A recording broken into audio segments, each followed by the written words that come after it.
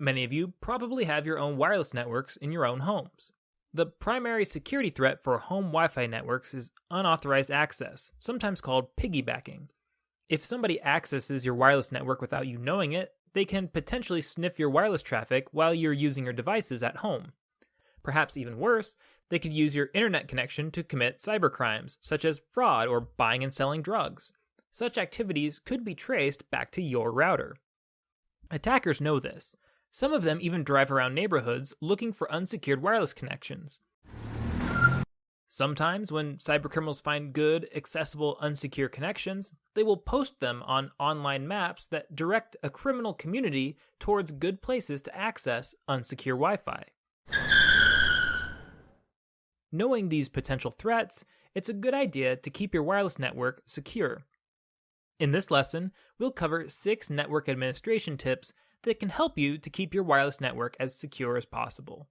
Use a strong router password, enable wireless security encryption, enable router firewalls, disable SSID broadcast, filter MAC addresses, and turn off your router. Network administration tip number 1 is to use a strong router password. To access and to change the security settings on a router, a user will type in the router's IP address into a web browser, and this address will pull up the router's administration page. The settings on this administration page are usually password protected, so that not just anybody can change the security settings on your router. Most routers come from the factory with a default password, and many users never bother to change this password. You should make sure that you've changed your router password to a strong password that you'll be able to remember. Attackers often know the default administration passwords for various routers. If they have the administration password for your router, then attackers can potentially log into your router as an administrator and then change your security settings to their liking. For guidance on choosing a strong password, I recommend that you go back and watch Lesson 11, which is titled Choosing a Strong Password. Network administration tip number 2 is to enable wireless signal encryption. Most routers come with some kind of security option that will allow you to encrypt the wireless radio signals between your computer and your router. Make sure that this option is enabled on your router, and make sure that you're using the strongest encryption options that are available to you. The most secure encryption option currently available is called WPA2. This option won't be available on some older routers or maybe for some older computers, but if it is available, then you should use it. The next most secure encryption option is called WPA. It's a step down, but it's better than nothing. The least most secure encryption option is called WEP. Some older computers cannot read either WPA2 or WPA, and so for those computers, WEP will have to do. WEP is the weakest encryption option available, but it's still a little better than no encryption at all. Network administration tip number 3 is to enable router firewalls. As you may remember from other lessons, firewalls protect computers from receiving unauthorized and unrequested traffic through their internet connections. Your computer probably has a firewall, but your router probably also has a firewall. It's a good idea to keep your router's firewall turned on, even if you have another firewall running on your computer. There's no real downside to having multiple firewalls running at any given time, and running multiple firewalls has some advantages. Your router firewall might have strengths that cover the weaknesses of your computer's firewall. Network administration tip number 4 is to disable SSID broadcast. Every router has a name. A router's name is also called its Service Set Identifier, or SSID. The SSID is the name that appears on your computer's network management application when you search for available wireless networks. Routers come factory configured so that they broadcast the SSID for everybody to see.